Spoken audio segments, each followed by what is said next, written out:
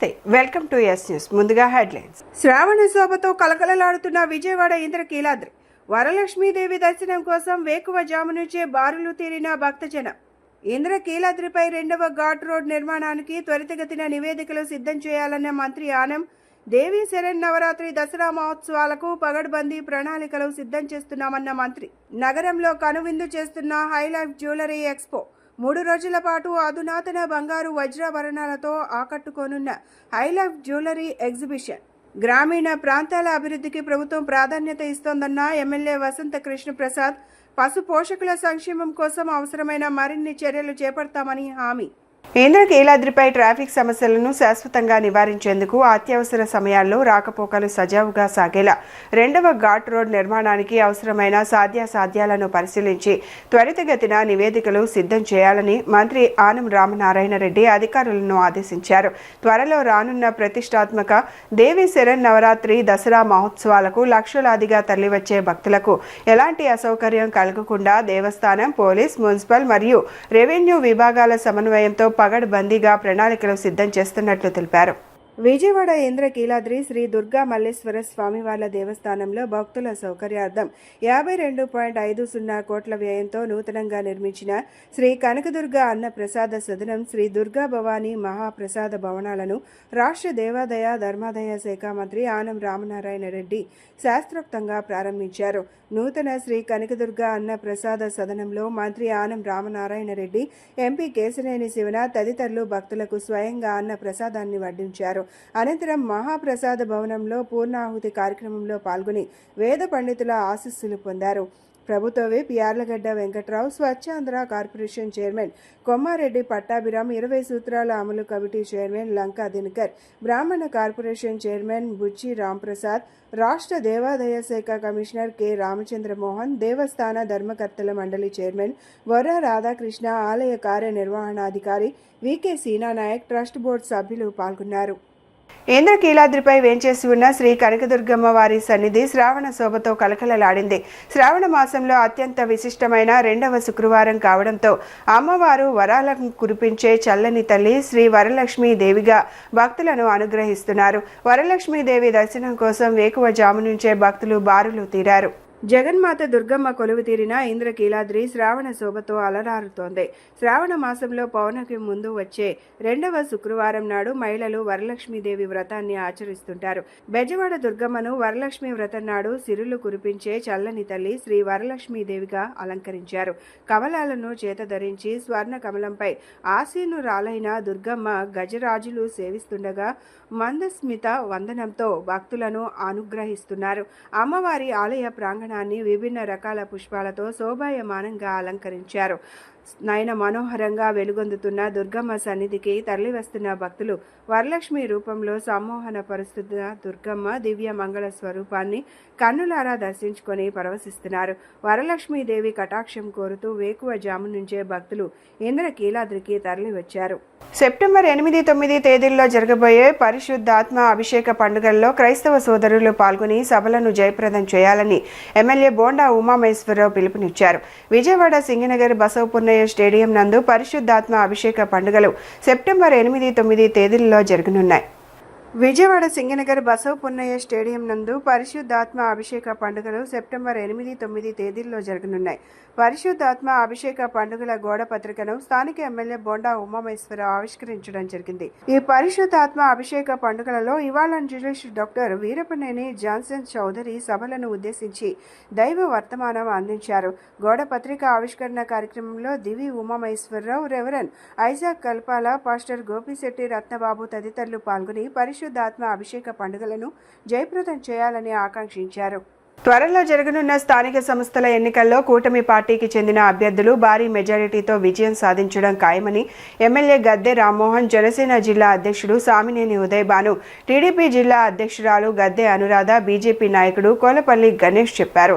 రాష్ట్రంలో అభివృద్ధి, సంక్షేమ పథకాలను సమర్థవంతంగా అమలు చేయడమే కాకుండా ప్రజల జీవన ప్రమాణాలను పెంచేలా కూటమి ప్రభుత్వం పాలన అందిస్తోందని వారు అన్నారు. పడమట అశోక్ నగర్లోని తూర్పు నియోజకవర్గ ఎమ్మెల్యే కార్యాలయంలో వైద్య ఖర్చుల నిమిత్తం సీఎంఆర్ఎఫ్ నుంచి 169 మందికి మంజూరైన 2,83,00,000 రూపాయల విలువైన చెక్ల పంపిణీ కార్యక్రమం శుక్రవారం జరిగింది. కార్యక్రమానికి ముఖ్య అతిథులుగా జనసేన జిల్లా అధ్యక్షుడు సామినేని ఉదయభాను, టీడీపీ జిల్లా అధ్యక్షురాలు గద్దె అనురాధ, బీజేపీ నాయకుడు కోలపల్లి గణేష్ హాజరయ్యారు. మాజీ కార్పొరేటర్ ముమ్మనేని ప్రసాద్ సభకు అధ్యక్షత వహించారు. సందర్భంగా ఎమ్మెల్యే గద్దె రామ్మోహన్ మాట్లాడుతూ విభజిత ఆంధ్రప్రదేశ్లో ఆర్థికంగా అనేక ఇబ్బందులు ఉన్న ప్రధానమంత్రి నరేంద్ర మోదీ అందిస్తున్న సహకారంతో రాష్ట్రంలో అభివృద్ధి సంక్షేమాన్ని కూటమి ప్రభుత్వం అందజేస్తోందన్నారు. 169 మంది 2,83,00,000 రూపాయలను సీఎంఆర్ఎఫ్ ద్వారా పేదలకు అందజేస్తున్నామని చెప్పారు. రాష్ట్రంలో ఆర్థికంగా ఇబ్బందుల్లో ఉన్న పేద ప్రజలపై వైద్య చికిత్సల ఖర్చుల భారం పడకుండా వారికి అండగా ఉండాలనే ఉద్దేశంతో సీఎంఆర్ఎఫ్ ద్వారా ముఖ్యమంత్రి నారా చంద్రబాబు నాయుడు చెక్లను అందజేస్తున్నారని చెప్పారు. గ్రామీణ ప్రాంతాల అభివృద్ధికి ప్రభుత్వం ప్రాధాన్యత ఇస్తోందని ఎమ్మెల్యే వసంత కృష్ణప్రసాద్ అన్నారు. ప్రజల అవసరాలను గుర్తించి దశల వారీగా మౌలిక వసతులు కల్పిస్తున్నామని ఎమ్మెల్యే తెలిపారు. పశు పోషకుల సంక్షేమం కోసం అవసరమైన మరిన్ని చర్యలు చేపడతామని హామీ ఇచ్చారు. ఇబ్రహీంపట్నం మండలం మూలపాడు గ్రామంలో పశు పోషకులకు మెరుగైన వైద్య సేవలు అందించేందుకు 40 లక్షల సిఎస్ఆర్ నిధులతో నిర్మించనున్న పశువుల ఆసుపత్రి భవన నిర్మాణానికి మైలవరం ఎమ్మెల్యే వసంత వెంకట కృష్ణప్రసాద్ శుక్రవారం శంకుస్థాపన చేశారు. సందర్భంగా ఎమ్మెల్యే వసంత కృష్ణప్రసాద్ మాట్లాడుతూ గ్రామీణ ప్రాంతాల్లో వ్యవసాయంతో పాటు పశు పోషణపై ఆధారపడి జీవిస్తున్న రైతులు, పాడి రైతులకు పశువుల వైద్యం అత్యంత కీలకమని అన్నారు. పశువులకు సకాలంలో వైద్యం అందకపోవడం వల్ల రైతులు ఆర్థికంగా నష్టపోయే పరిస్థితి ఉండకూడదనే ఉద్దేశంతో మూలపాడులో పశువుల ఆసుపత్రి నిర్మాణానికి చర్యలు చేపట్టినట్లు తెలిపారు. నూతన పశువుల ఆసుపత్రి అందుబాటులోకి వస్తే మూలపాడు గ్రామంతో పాటు పరిసర ప్రాంతాల పశు పోషకులకు కూడా ప్రయోజనం కలుగుతుందని పేర్కొన్నారు. నగరాల సామాజిక వర్గానికి కూటమి ప్రభుత్వం అత్యంత ప్రాధాన్యతనిస్తుందని విజయవాడ ఎంపీ కేశినేని చిన్ని అన్నారు. విజయవాడ ఎంపీ పశ్చిమ ఎమ్మెల్యే గెలుపు విషయంలో నగరాల సామాజిక వర్గం చేసిన కృషి మరువలేనిదని చెప్పారు. నగరాల అభివృద్ధికి కట్టుబడి ఉంటామని, నగరాల సామాజిక వర్గంలో ప్రముఖులు మారుపిల్ల చిట్టి నూతన విగ్రహాన్ని ఏర్పాటు చేస్తామని ఈ సందర్భంగా హామీ ఇచ్చారు.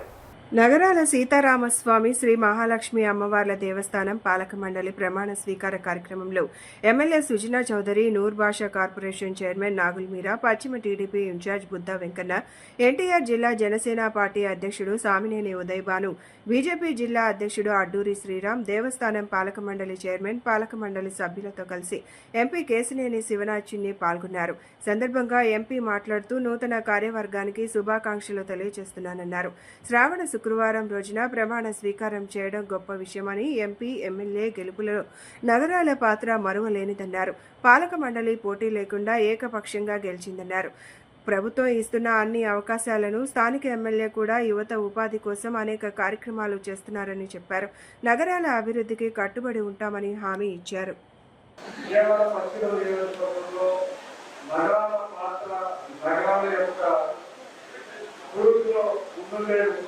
సామాజిక వర్గం నగరాలని మనం ఏ రోజు కూడా మర్చిపోవాలి.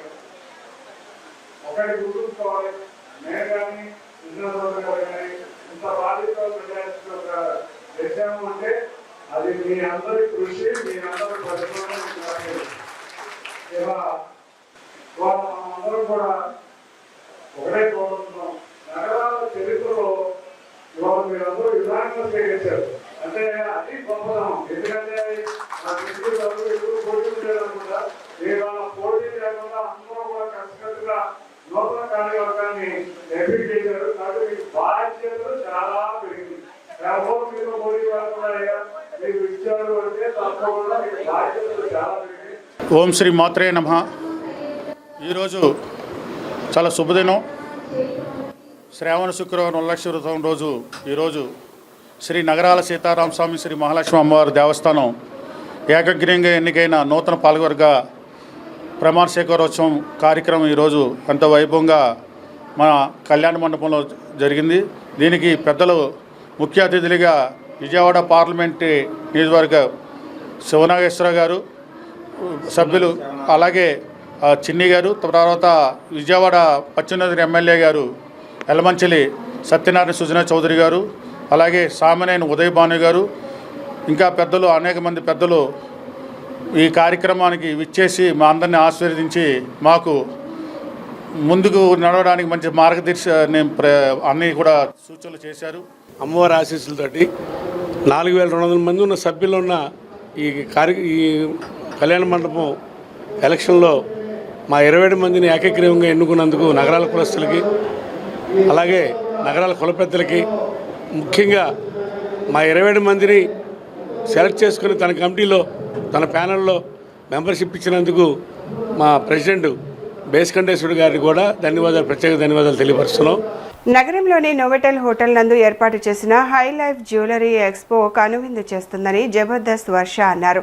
మగవుల మనసులు దోచే పసిడి, డైమండ్స్, కెంపులు తదితర వాటితో తయారైన డిజైన్తో కూడిన ఆభరణాలతో ఆకట్టుకుంటుందని చెప్పారు. హై లైఫ్ ఎక్స్పో నగరంలో 3 రోజుల పాటు కనువిందు చేస్తుందని, ప్రసిద్ధి చెందిన హై లైఫ్ ఎక్స్పోను ప్రతి ఒక్కరూ సందర్శించాలని ఆకాంక్షించారు. నోవెటల్ వరుణ్లో హై లైఫ్ అధునాతన జ్యువెలరీ ఎగ్జిబిషన్ అత్యంత ఘనంగా ప్రారంభమైంది. దేశవ్యాప్తంగా ఉన్న 150కు పైగా ప్రముఖ సంస్థలకు చెందిన బంగారు ఆభరణాలు, కెంపులు, డైమండ్స్ తదితర వాటితో తయారు చేసిన ఆభరణాలు, అత్యాధునిక డిజైన్లతో తయారైన వస్త్రాలను ప్రముఖ సంస్థలు ఈ ప్రదర్శనలో ఏర్పాటు చేశారు. జ్యువెలరీ ఎగ్జిబిషన్ను జబర్దస్త్ వర్ష ముఖ్య అతిథిగా పాల్గొని ప్రారంభించారు. సందర్భంగా ఆమె మాట్లాడుతూ మహిళలను ముఖ్యంగా ఆకర్షించే ఏకైక వస్తువులు పసిడి ఆభరణాలు అని 3 రోజుల పాటు జరిగే జ్యువెలరీ ఎగ్జిబిషన్ను మహిళలు తప్పకుండా సందర్శించాలన్నారు. ఇలాంటి ఎగ్జిబిషన్లో విభిన్నమైన రకాలైన మోడల్స్ లభిస్తాయన్నారు. నూతన మోడల్ ఆభరణాల పట్ల ఆసక్తి ఉన్న వారికి ఈ ప్రదర్శన చాలా ఉపయోగకరంగా ఉంటుందన్నారు. విజయవాడ రావడం ఆనందంగా ఉందని, హైలైట్ ఎక్స్పోకు రావడం మరింత ఆనందంగా ఉందని హర్షం వ్యక్తం చేశారు.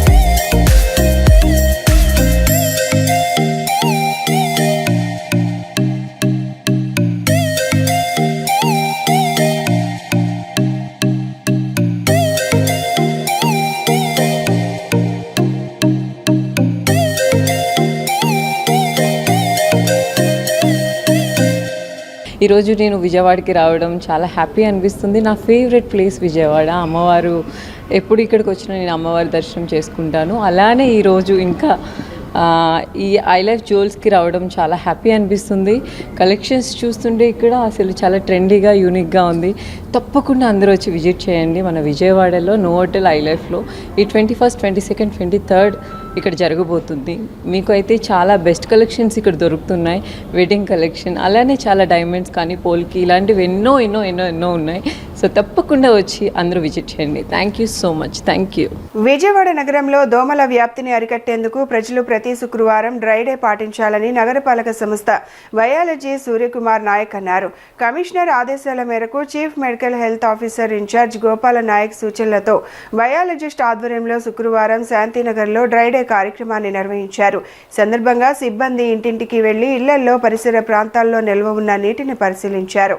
కమిషనర్ ఆదేశాల మేరకు chief medical health officer in charge Gopal Nayak సూచనలతో బయాలజిస్ట్ ఆధ్వర్యంలో శుక్రవారం శాంతినగర్లో డ్రై డే కార్యక్రమాన్ని నిర్వహించారు. సందర్భంగా సిబ్బంది ఇంటింటికి వెళ్లి ఇళ్లల్లో పరిసర ప్రాంతాల్లో నిల్వ ఉన్న నీటిని పరిశీలించారు. నీటి నిల్వల్లో దోమల లార్వా కనిపించిన ప్రాంతాల్లో వెంటనే లార్వా నివారణ చర్యలు చేపట్టారు. దోమల లార్వా వృద్ధి చెందకుండా ఇంటి లోపల బయట ఎక్కడా నీరు నిల్వ ఉండకుండా జాగ్రత్తలు తీసుకోవాలని ప్రజలకు అవగాహన కల్పించారు. బులెటిన్ ముగించే ముందు హెడ్లైన్స్ మరొకసారి. శ్రావణ శోభతో కలకలలాడుతున్న విజయవాడ ఇంద్రకీలాద్రి. వరలక్ష్మీదేవి దర్శనం కోసం వేకువ జాము నుంచే బారులు తీరిన భక్తజనం. ఇంద్రకీలాద్రిపై 2వ ఘాట్ రోడ్ నిర్మాణానికి త్వరితగతిన నివేదికలు సిద్ధం చేయాలన్న మంత్రి ఆనం. దేవీ శరన్నవరాత్రి దసరా మహోత్సవాలకు పగడ్బందీ ప్రణాళికలు సిద్ధం చేస్తున్నామన్న మంత్రి. నగరంలో కనువిందు చేస్తున్న హైలైఫ్ జ్యువెలరీ ఎక్స్పో. 3 రోజుల పాటు అధునాతన బంగారు వజ్రాభరణాలతో ఆకట్టుకోనున్న హైలైఫ్ జ్యువెలరీ ఎగ్జిబిషన్. గ్రామీణ ప్రాంతాల అభివృద్ధికి ప్రభుత్వం ప్రాధాన్యత ఇస్తోందన్న ఎమ్మెల్యే వసంత కృష్ణ ప్రసాద్. పశు పోషకుల సంక్షేమం కోసం అవసరమైన మరిన్ని చర్యలు చేపడతామని హామీ. ఇవి ఈనాటి బులెటిన్ అప్డేట్స్. మరొక బులెటిన్లో మళ్ళీ కలుసుకుందాం. నమస్కారం.